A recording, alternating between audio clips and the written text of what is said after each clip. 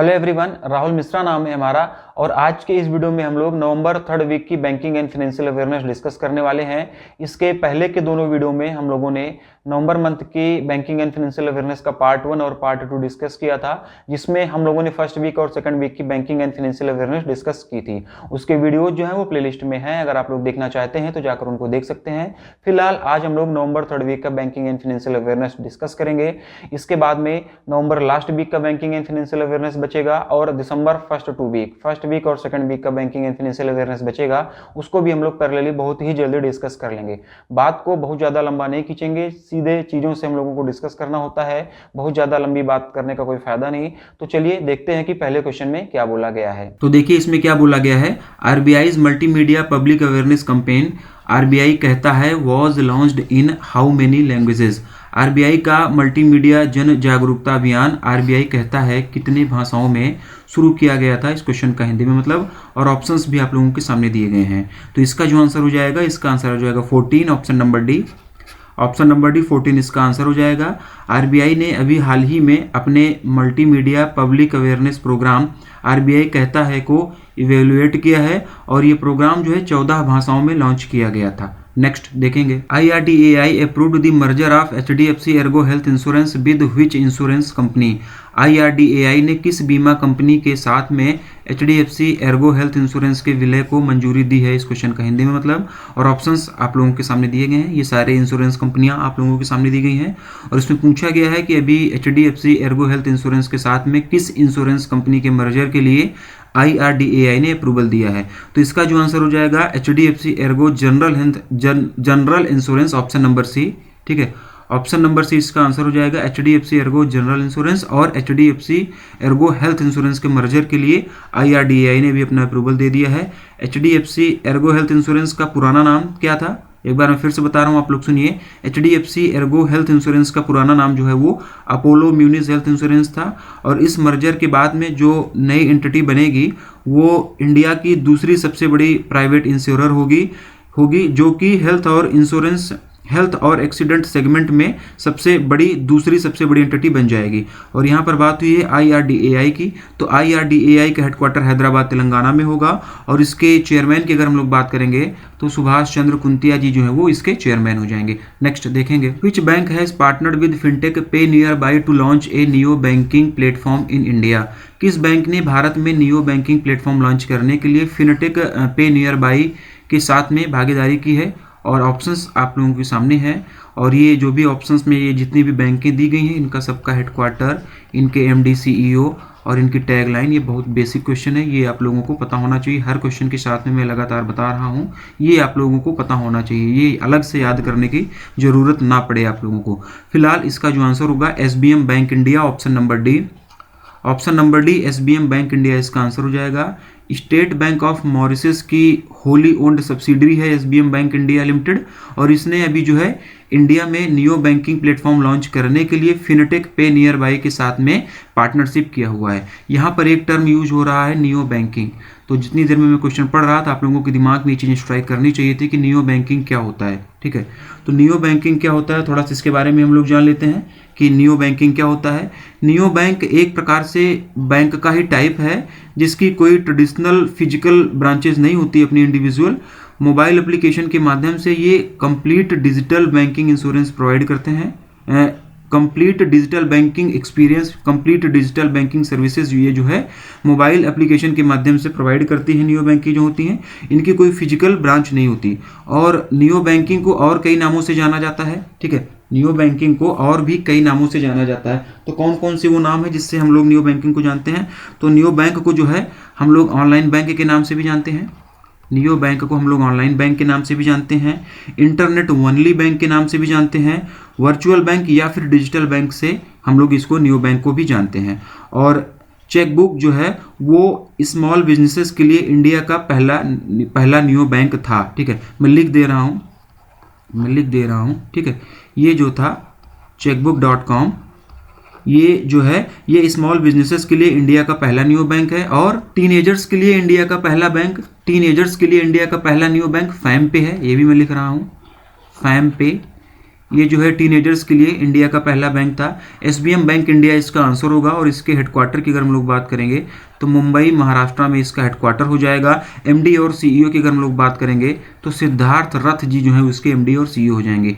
और यहाँ पर बात हुई है इसकी पे नियर बाई फिनटेक एक कंपनी है, पे नियर बाई टेक्नोलॉजीज, इसका हेडक्वार्टर कहाँ पर है तो ये भी मुंबई बेस्ड कंपनी है, ठीक है ना। तो इसका भी हेडक्वार्टर जो है ये मुंबई में ही है। नेक्स्ट क्वेश्चन की तरफ बढ़ेंगे और देखेंगे कि उसमें क्या बोला गया है। To launch co branded prepaid cards with credit lines Stashfin has partnered with which financial services company.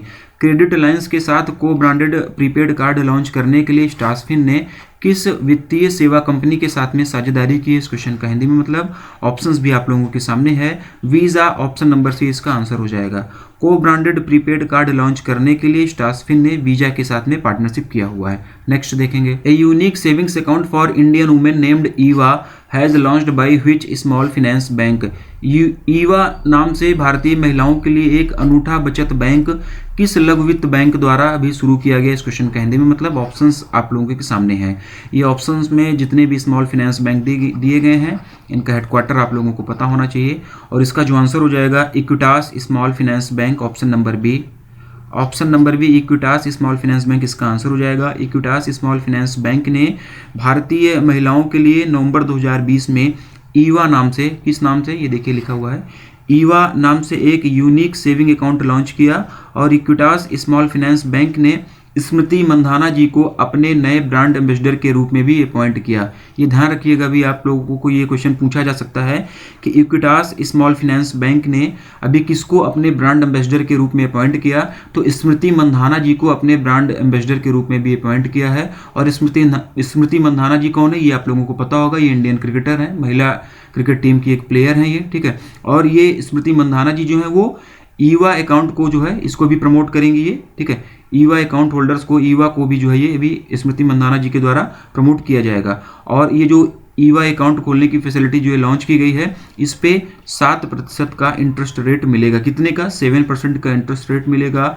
Women doctors के द्वारा ईवा अकाउंट होल्डर्स का फ्री हेल्थ चेकअप भी कराया जाएगा इसके तहत जो लोग भी अपना अकाउंट खोलेंगे, ठीक है। तो ये स्मृति मंधाना जी को अभी इक्विटास स्मॉल फाइनेंस बैंक का ब्रांड एम्बेसडर बनाया गया है। ये क्वेश्चन आप लोगों को पीडीएफ में नहीं मिलेगा, इसीलिए मैं बोलता हूँ कि वीडियो आप लोग देखा करो। वीडियो में कुछ चीज़ें बताई जाती हैं जो पीडीएफ में नहीं होता, सारी चीज़ें क्वेश्चन के फॉर्मेट में पीडीएफ में नहीं दी जा सकती। इस बात को आप लोगों को समझना होगा। पीडीएफ की बहुत ज़्यादा जल्दी नहीं होनी चाहिए।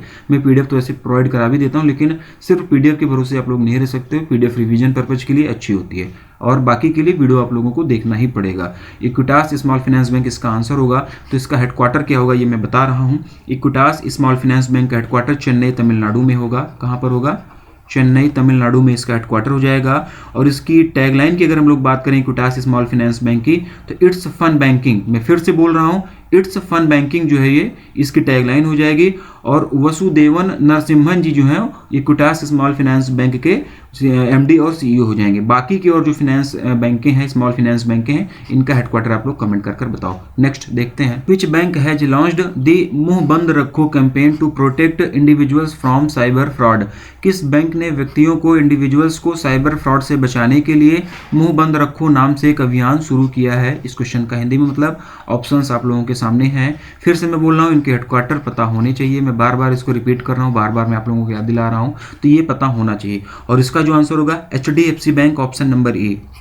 HDFC bank option number A इसका आंसर हो जाएगा। साइबर फ्रॉड के बारे में लोगों को अवेयर करने के लिए HDFC बैंक ने मुंह बंद रखो, ये लिखा हुआ है ना, मुंह बंद रखो नाम से एक कैंपेन लॉन्च किया। और ये campaign International Fraud Awareness Week 2020 को सपोर्ट करने के लिए लॉन्च किया गया था।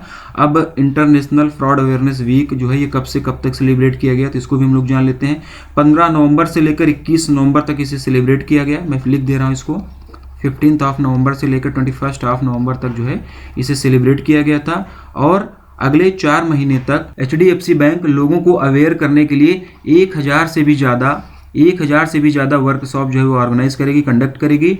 मुंह बंद रखो कैंपेन के बारे में भी हम लोग थोड़ा सा जानेंगे। ये जो मुंह बंद रखो कैंपेन है इसके बारे में भी थोड़ा सा हम लोग जानते हैं।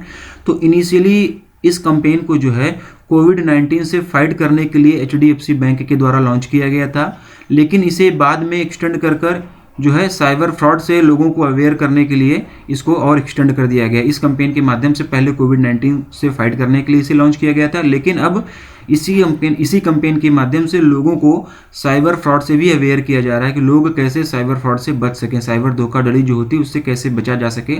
इसी कैंपेन के माध्यम से अब लोगों को अवेयर किया जा रहा है। तो इसके तहत अपने किसी भी बैंक डिटेल को, जैसे कि सीवीवी नंबर हो गया, ठीक है ना, किसी भी बैंक डिटेल को CVV number, expiry date, OTP, net banking login ID password, mobile banking login ID password या कोई भी बैंक डिटेल को किसी भी तरीके से phone, email, SMS, social media के माध्यम से शेयर नहीं करना है। इस कैंपेन के माध्यम से ये लोगों को बताया जा रहा है, ठीक है। आप लोगों को ये सारी चीज़ें जो अपनी पर्सनल बैंकिंग डिटेल हैं इसको किसी से भी शेयर नहीं करना, अपना मुंह बंद रखिए। इसीलिए इस कैंपेन का नाम मुंह बंद रखो दिया गया है। और HDFC बैंक इसका आंसर होगा। हेडक्वार्टर आप लोगों को पता होगा।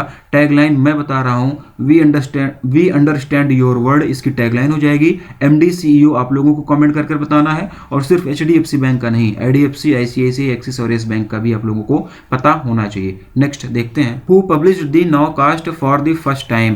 पहली बार नाउकास्ट किसने प्रकाशित किया, इस क्वेश्चन का हिंदी में मतलब, और इसका जो आंसर होगा Reserve Bank of India, option number C, Reserve Bank of India, RBI इसका आंसर हो जाएगा। RBI ने अभी हाल ही में नाउकास्ट नाम से हाई फ्रीक्वेंसी डाटा पर बेस्ड अपना पहला GDP एस्टिमेशन रिलीज किया, ठीक है। नाउकास्ट जो है ये एक इकोनॉमिस्ट की टीम है, ठीक है ना, और RBI के डिप्टी गवर्नर्स के द्वारा मिलकर इसे तैयार किया गया। नाउकास्ट जो है ये इकोनॉमिस्ट की टीम और RBI के डिप्टी गवर्नर के द्वारा मिलकर इसको तैयार किया गया था, और इसके अनुसार इंडिया फाइनेंशियल ईयर 2021 के फर्स्ट हाफ में टेक्निकल रिसेशन में प्रवेश कर चुका है इस रिपोर्ट के अनुसार। नेक्स्ट देखेंगे, which entity has launched star MF corp direct portal, a direct investment portal for corporates recently. हाल ही में किस कंपनी ने कॉर्पोरेट्स के लिए एक प्रत्यक्ष निवेश portal star MF corp direct portal launch किया है, इस क्वेश्चन का हिंदी में मतलब। ऑप्शंस भी आप लोगों के सामने हैं।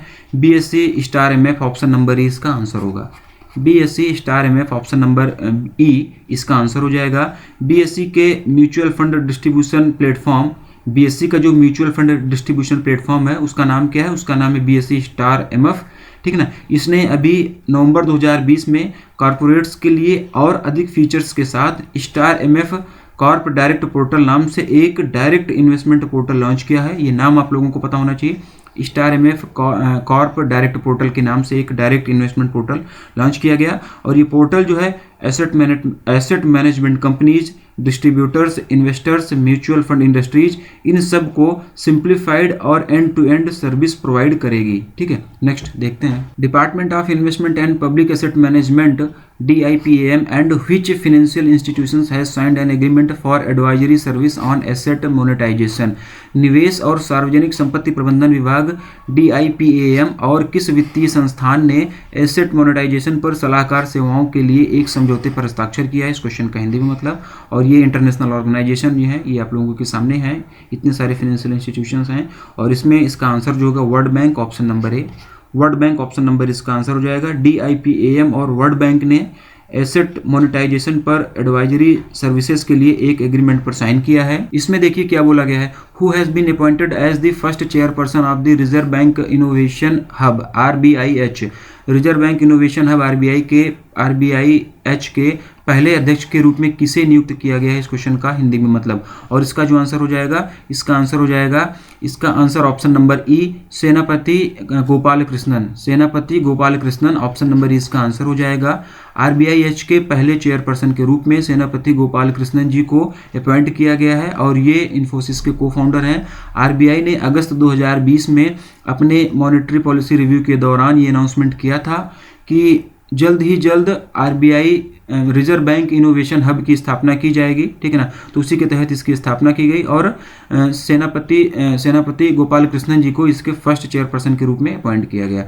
टेक्नोलॉजीज़ का यूज़ करते हुए फाइनेंशियल सेक्टर में इनोवेशन को प्रमोट करने के लिए RBIH का गठन किया गया है, रिजर्व बैंक इनोवेशन हब का गठन किया गया है। RBI के हेडक्वार्टर आप लोगों को पता होगा, डिप्टी गवर्नर्स के नाम आप लोग कमेंट कर बताइए। नेक्स्ट देखेंगे हम लोग, who has been appointed as MD and CEO of HDFC Mutual Funds. HDFC Mutual Funds के MD और CEO के रूप में किसे नियुक्त किया गया है, इस क्वेश्चन का हिंदी में मतलब। और इसका जो आंसर होगा Navneet Munot, option number C, option number C, Navneet ji को जो है HDFC म्यूचुअल फंड के MD और CEO के रूप में मतलब अपॉइंट किया गया और ये मिलिंद बारवे जी को सक्सीड करेंगे। ये देखिए ऑप्शन में भी दिया गया है। तो नवनीत जी जो है वो मिलिंद बारवे जी को सक्सीड करेंगे और नवनीत जी करंट में SBI म्यूचुअल फंड में चीफ इन्वेस्टमेंट ऑफिसर और एग्जीक्यूटिव डायरेक्टर के रूप में काम कर रहे हैं। नवनीत मिनोट जी जो है वो मिलिंद बारवे जी को सक्सीड करेंगे और नवनीत जी करंट में SBI म्यूचुअल फंड में चीफ इन्वेस्टमेंट ऑफिसर और एग्जीक्यूटिव डायरेक्टर के रूप में काम कर रहे हैं। नेक्स्ट देखेंगे, how many entities have started testing their products under the first test phase of RBI's regulatory sandbox. RBI के नियामक सैंडबॉक्स के पहले चरण के तहत कितनी संस्थाओं ने अपने उत्पादों का परीक्षण शुरू किया। इस क्वेश्चन का हिंदी में मतलब ऑप्शंस आप लोगों के सामने है। ऑप्शन नंबर ए 2 इसका आंसर हो जाएगा। ऑप्शन नंबर ए 2 इसका आंसर हो जाएगा। रेगुलेटरी सैंडबॉक्स के अंडर RBI ने अभी नवंबर में अपने फर्स्ट कोहार्ट के ओपनिंग का अनाउंसमेंट किया था जिसकी थीम रिटेल पेमेंट है। मैं फिर से बोल रहा हूँ जिसकी थीम रिटेल पेमेंट है। और अब ये रेगुलेटरी सैंडबॉक्स क्या होता है ये सब आप लोगों को पता होगा। पिछले वीडियोस में बताया गया था कि रेगुलेटरी सैंडबॉक्स वगैरह ये सब क्या होता है, तो आप लोग पिछले वीडियो में जाकर इन सारी चीज़ों को देख सकते हैं। फर्स्ट कोहार्ट के लिए टोटल 32 एप्लीकेशन आई थी जिसमें से कि केवल 6 को टेस्ट फेज के लिए, केवल 6 को पहले फेज के लिए टेस्ट के लिए जो है सिलेक्ट किया गया और इन 6 में से पहले चरण की टेस्टिंग के लिए केवल 2 एंटिटीज को सिलेक्ट किया गया है। तो यही 2 जो है इस क्वेश्चन का आंसर हो जाएगा। फिर से समझ लीजिए आप लोग इन सारी चीज़ों को डिटेल में। फर्स्ट कोहार्ट के लिए टोटल 32 एप्लीकेशन प्राप्त हुई RBI को जिसमें से कि केवल 6 को सिलेक्ट किया गया टेस्टिंग के लिए और इस 6 में से पहले फेज के लिए केवल 2 एंटिटीज को सिलेक्ट किया गया है अपनी प्रोडक्ट टेस्टिंग के लिए। अभी एंटिटीज कौन कौन सी हैं इनके बारे में भी थोड़ा सा हम लोग जान लेते हैं। इस एंटिटीज की पेरेंट कंपनी क्या है, किस नाम से इनके प्रोडक्ट हैं, थोड़ा सा डिटेल में इसके बारे में हम लोग जानते हैं। क्वेश्चन को थोड़ा सा एक्सटेंड कर रहा हूँ मैं, ठीक है। तो जयपुर राजस्थान से natural support consultancy private limited के प्रोडक्ट ई रुपया को, ठीक है मैं लिख दे रहा हूँ ई रुपया, ठीक है ई रुपया, ये किसका प्रोडक्ट है तो इसके बारे में थोड़ा सा बता रहा हूँ। जयपुर राजस्थान की एक कंपनी है natural support consultancy private limited का प्रोडक्ट ई रुपया और दिल्ली की एक कंपनी है nucleus software export limited. Delhi की एक कंपनी है न्यूक्लियस सॉफ्टवेयर एक्सपोर्ट लिमिटेड, इसका एक प्रोडक्ट है। इस प्रोडक्ट का क्या नाम है, पे से, ठीक है ना। इस प्रोडक्ट का क्या नाम है, पे से। तो पे से और ई रुपया इन दोनों प्रोडक्ट की टेस्टिंग के लिए, इन दोनों प्रोडक्ट को टेस्टिंग के लिए RBI ने जो है मतलब सेलेक्ट किया हुआ है पहले चरण में। अब इन दोनों प्रोडक्ट के बारे में बहुत ज़्यादा डिटेल में नहीं जानेंगे, किस किस कंपनी की ये प्रोडक्ट थी ये आप लोगों को बता दिया गया। और हम लोग बढ़ेंगे अगले क्वेश्चन की तरफ। HDFC bank and which bank has been mentioned in the red flag list recently. हाल ही में रेड फ्लैग सूची में HDFC बैंक और किस बैंक का उल्लेख किया गया, इस क्वेश्चन का हिंदी में मतलब। और ऑप्शंस आप लोगों के सामने है, ठीक है। तो इसका जो आंसर होगा, इसका आंसर हो जाएगा IndusInd Bank, option number C. Option number C IndusInd Bank इसका आंसर हो जाएगा। और यहाँ पर रेड फ्लैग लिस्ट की बात हो रही है, ठीक है ना। तो रेड फ्लैग लिस्ट क्या होता है इसके बारे में हम लोग थोड़ा सा जानते हैं। तो रेड फ्लैग लिस्ट जो होती है वो फॉरेन पोर्टफोलियो इन्वेस्टर्स FPI, ठीक है। रेड फ्लैग लिस्ट जो होती है वो फॉरेन पोर्टफोलियो इन्वेस्टर्स की लिमिट को मॉनिटर करने के लिए होती है। रेड फ्लैग लिस्ट में कभी भी किसी कंपनी को तभी डाला जाता है जब फॉरेन इन्वेस्टमेंट की जो लिमिट होती है वो परमिसिबल लिमिट से ज़्यादा हो जाती है, ठीक है। तभी जो है किसी कंपनी को रेड फ्लैग लिस्ट में डाला जाता है। NSDL के लेटेस्ट डाटा के अनुसार HDFC में FPI का जो शेयर होल्डिंग है वो 71.3% है इस समय, जबकि इंडसलैंड बैंक में FPI की शेयर होल्डिंग जो है वो 73.1% है, ठीक है, ठीक है। ये इसकी शेयर होल्डिंग है FPI की। तो FPI शेयर होल्डिंग जो है ये दोनों बैंकों में आपको मैंने बता दिया इंडिविजुअली। ये है HDFC की, ये है HDFC की और ये किसकी है, ये है इसकी इंडसलैंड बैंक की, ठीक है, ये है इंडसलैंड बैंक की। तो अभी क्या है कि दोनों बैंकों में जो पोर्टफोलियो इन्वेस्टर्स हैं ये 70% तक इन्वेस्ट कर सकते हैं। बैंकों में जो पोर्टफोलियो इन्वेस्टर्स की जो लिमिट है वो 74% तक का होता है। और इन दोनों बैंकों ने अभी 71.3% और 73.1%, इन दोनों बैंकों में जो है इतने का फॉरेन पोर्टफोलियो इन्वेस्टमेंट हो चुका है इसमें, तो इसीलिए जो है इनको रेड फ्लैग लिस्ट में इनको डाल दिया गया। ये लगभग 74% के आसपास में ही है, तो इसीलिए इन दोनों बैंकों को जो है रेड फ्लैग लिस्ट में डाल दिया गया। नेक्स्ट देखेंगे, RBI has proposed a draft scheme of amalgamation of which bank with DBS bank India limited DBIL। RBI ने डीबीएस बैंक इंडिया लिमिटेड के साथ किस बैंक की विलय की योजना प्रस्तावित की है, इस क्वेश्चन का हिंदी में मतलब, और ऑप्शंस भी आप लोगों के सामने हैं। Lakshmi Vilas bank option number इसका आंसर होगा। इन सभी बैंकों का हेडक्वार्टर आप लोगों को पता होना चाहिए। लक्ष्मी विलास बैंक इसका आंसर हो जाएगा। सेंट्रल गवर्नमेंट ने अभी नवंबर 2020 में लक्ष्मी विलास बैंक पर 1 महीने का मोरेटोरियम लगा दिया है, मोरेटोरियम इम्पोज कर दिया है, ठीक है। जिसके बाद क्या हुआ कि आरबीआई ने लक्ष्मी विलास बैंक और डीबीएस बैंक इंडिया लिमिटेड के विलय की योजना बना ली, और इस विलय का ड्राफ्ट जो है वो प्रस्तुत कर दिया गया है। और इस ड्राफ्ट के माध्यम से उन सभी लोगों से सजेशन और ऑब्जेक्शन मांगा गया है जो लोग इन बैंकों में, इन बैंक के मेंबर्स हैं, इन बैंक क्या मतलब इन दोनों बैंकों के जो मेंबर्स हैं और डिपॉजिटर्स हैं या फिर क्रेडिटर्स हैं, इन सभी का सजेशन और ऑब्जेक्शन मांगा गया है कि किस तरीके से इनका विलय होगा, वो सारी डिटेलिंग इसमें दी गई है। लेकिन इसका फाइनल निर्णय जो है, उसका फाइनल डिसीजन आरबीआई को ही लेना है। और आरबीआई ने एक और जरूरी काम किया, ये इन दोनों के विलय के लिए जो बातचीत हुई, इसी सारी चीज़ों को ध्यान में रखते हुए आरबीआई ने डिपॉजिटर्स के हित को ध्यान में रखते हुए एक और जरूरी काम किया है। तो वो क्या जरूरी काम है उसको भी हम लोग थोड़ा सा जान लेते हैं। तो टी एन मनोहरन जी को लक्ष्मी विलास बैंक के एडमिनिस्ट्रेटर के रूप में अपॉइंट कर दिया है। किसको, मैं लिख दे रहा हूं, T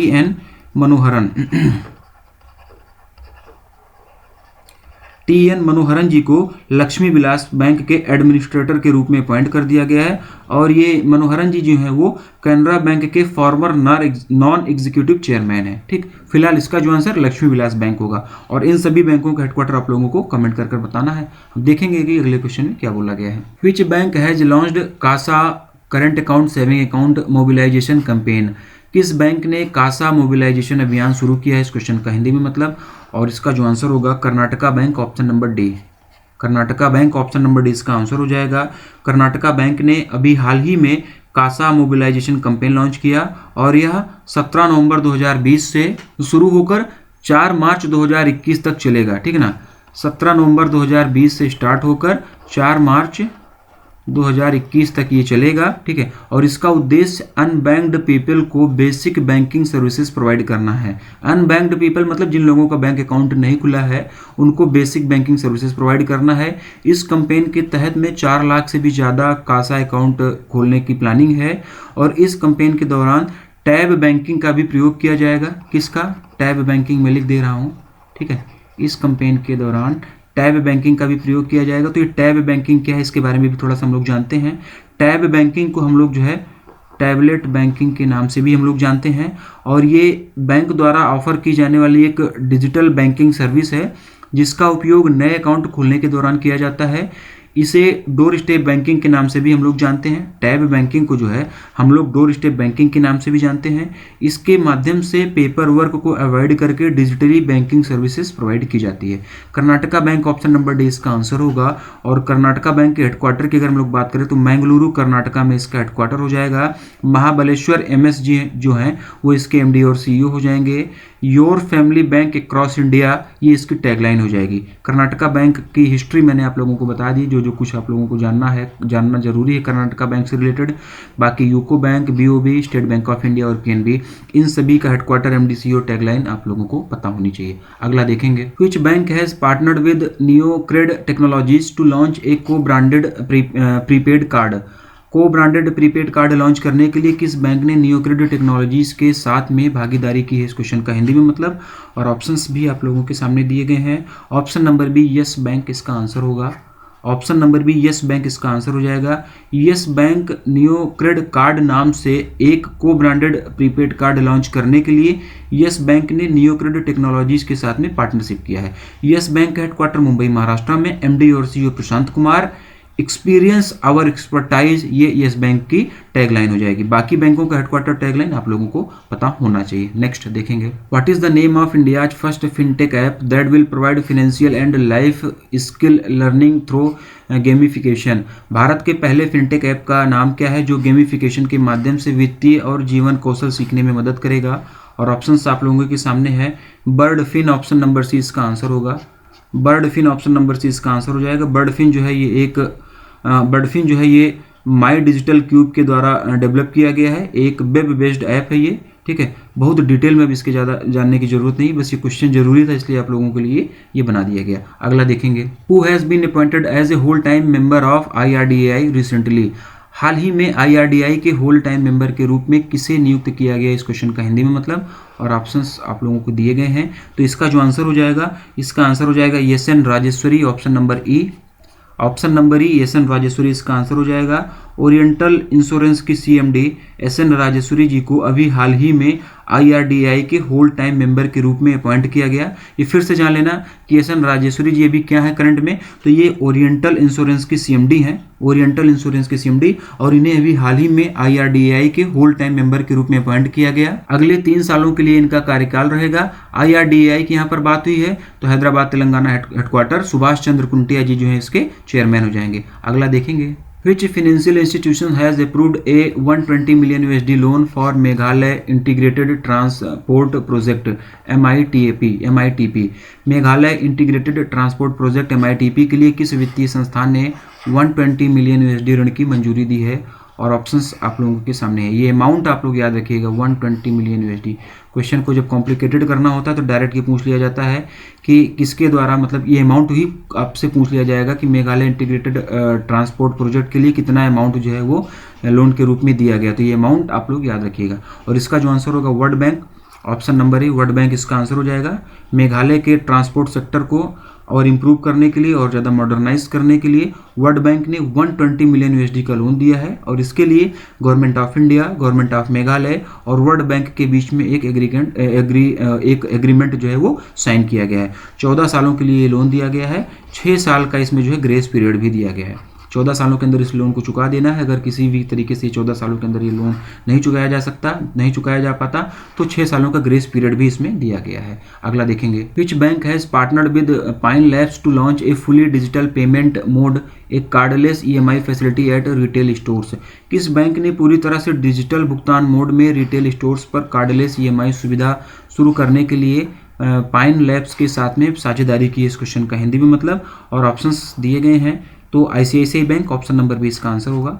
ICICI bank, option number B इसका आंसर हो जाएगा। ICICI बैंक ने पाइन लैब के साथ में मिलकर ICICI bank cardless EMI launch किया हुआ है, और इस लॉन्च के साथ ICICI बैंक जो है वो इंडिया का और इंडस्ट्री का पहला ऐसा बैंक बन गया जिसने रिटेल स्टोर्स पर fully digital cardless EMI facility provide की है।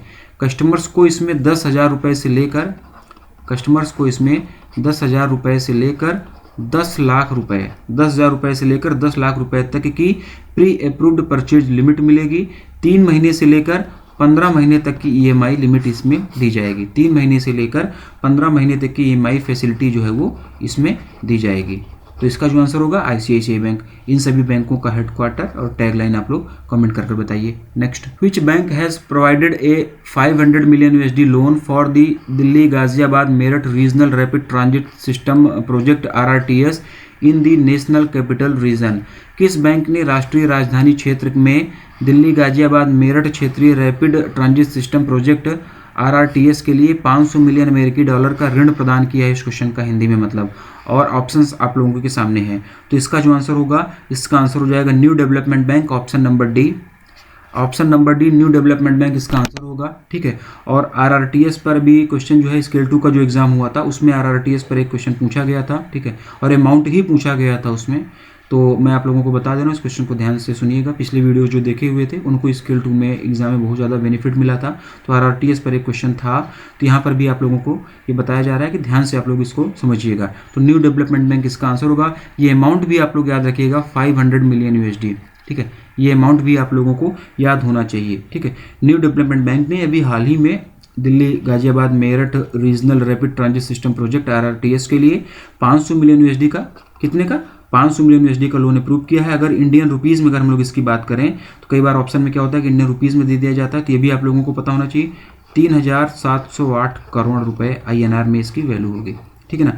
इतने रुपए का लोन जो है वो दिया गया है और इस लोन के लिए housing and urban affairs ministry, government of India, NCRCTC और न्यू डेवलपमेंट बैंक ने एक लोन एग्रीमेंट पर साइन किया। और ये जो प्रोजेक्ट है ये 3,759 मिलियन USD का ये पूरा प्रोजेक्ट है। 3,759 मिलियन USD का ये पूरा प्रोजेक्ट है। ये कौन सा प्रोजेक्ट, ये Delhi Ghaziabad Meerut regional rapid transit system या RRTS जो प्रोजेक्ट है ये टोटल 3,759 मिलियन USD का ये प्रोजेक्ट है और 25 साल के लिए ये लोन दिया गया है। ये जो लोन दिया गया है न्यू डेवलपमेंट बैंक के द्वारा 500 मिलियन USD का, ये 25 सालों के लिए ये लोन दिया गया है। 25 साल में इस लोन को लौटा देना है और इसके साथ साथ में 8 साल का ग्रेस पीरियड भी इसमें दिया गया है। 25 साल का लोन दिया गया है, 8 साल का ग्रेस पीरियड भी इसमें दिया गया है। न्यू डेवलपमेंट बैंक के हेडक्वार्टर की अगर हम लोग बात करेंगे तो शंघाई चाइना, कहाँ पर इसका हेडक्वार्टर है, शंघाई चाइना में जो है ये इसका हेडक्वार्टर हो जाएगा। तो न्यू डेवलपमेंट बैंक का मैंने बता दिया, बाकी और सबका हेडक्वार्टर कहाँ पर है ये आप लोगों को पता होना चाहिए। अगला और लास्ट क्वेश्चन देखेंगे हम लोग इस वीडियो का। Who has won the Exim Bank's BRICS economic research award 2020। Exim Bank का ब्रिक्स आर्थिक अनुसंधान पुरस्कार 2020 किसने जीता, इस क्वेश्चन का हिंदी में मतलब, और ऑप्शंस आप लोगों के सामने हैं। तो इसका जो आंसर हो जाएगा doctor Adam Yao Liu. Option number कौन सा है, option number B. Option number B इसका आंसर हो जाएगा। डॉक्टर एडम याऊ लियू अपनी PhD thesis building markets within authoritarian institutions the political economy of banking development in China के लिए doctor Adam को ये अवार्ड दिया गया था। एग्जिम बैंक के MD डेविड रॉसक्विना जी के द्वारा 10वें एनुअल ब्रिक्स फाइनेंशियल फोरम के दौरान ये अवार्ड अनाउंस किया गया था और इस अवार्ड के बारे में भी हम लोग थोड़ा सा जानेंगे। ये अवार्ड कब अनाउंस किया गया था, फिर से सुन लो आप लोग ध्यान से डिटेल। अभी 10वां एनुअल ब्रिक्स फाइनेंशियल फोरम जो है ऑर्गेनाइज किया गया था डिजिटली, ठीक ना। कौन सा क्वेश्चन ये भी पूछा जा सकता है कि which edition of annual BRICS financial forum was held recently, ठीक है ना। तो अभी ये क्वेश्चन भी पूछा जा सकता है कि ब्रिक्स फाइनेंशियल फोरम का कौन सा एनुअल एडिशन अभी हाल ही में आयोजित किया गया, तो ये आप लोगों को पता होना चाहिए। तो 10th एडिशन है ये, 10वां। तो 10वें एनुअल ब्रिक्स फाइनेंशियल फोरम के दौरान ये अवार्ड जो है एग्जिम बैंक के MD कौन है, डेविड रॉसक्विना। डेविड रॉसक्विना के द्वारा ये अवार्ड जो है वो डॉक्टर एडम जी को दिया गया। अब इस अवार्ड के बारे में भी हम लोग जान लेते हैं। इकोनॉमिक रिसर्च अवार्ड जो ये ब्रिक्स के द्वारा, ये ब्रिक्स इकोनॉमिक रिसर्च अवार्ड जो है ये, इसके बारे में भी हम लोग थोड़ा सा जान लेते हैं। तो मार्च 2016 मैं लिख रहा हूँ, ठीक है, मार्च 2016 में ये अवार्ड जो है एग्जिम बैंक इंडिया के द्वारा ये मतलब इसकी स्थापना की गई थी। ब्रिक्स इकोनॉमिक्स रिसर्च अवार्ड की स्थापना एग्जिम बैंक के द्वारा मार्च 2016 में स्थापित की गई थी, इसकी स्थापना की गई थी। इस अवार्ड में एक मेडल दिया जाता है, सिटेशन दिया जाता है और 15 लाख रुपए भी दिए जाते हैं, 15 लाख रुपए भी दिए जाते हैं, ठीक। तो आज की वीडियो में बस इतना ही। आज हम लोगों ने नवंबर मंथ के 3rd वीक का banking and financial awareness discuss किया, जहां पर हम लोगों ने 15 से लेकर 21 तक की banking and financial awareness discuss की। अब हम लोग एक अगला वीडियो और डिस्कस करेंगे, जहां पर हम लोग नवंबर लास्ट वीक का 22 से लेकर पूरा 30 तक के 22 से लेकर पूरा 30 तक का जो भी हमारा बैंकिंग एंड फाइनेंशियल अवेयरनेस होगा वो डिस्कस कर लेंगे। इसके साथ साथ दिसंबर के 2 महीनों का वीडियो और 2 हफ्तों का वीडियो अभी और बच रहा है, ठीक ना। दिसंबर के 2 हफ्तों का वीडियो अभी और बच रहा है, 1st और 2nd वीक का, उसको भी हम लोग जल्दी प्रोवाइड कर देंगे आप लोगों को। तो आज के लिए इतना ही। Thank you so much.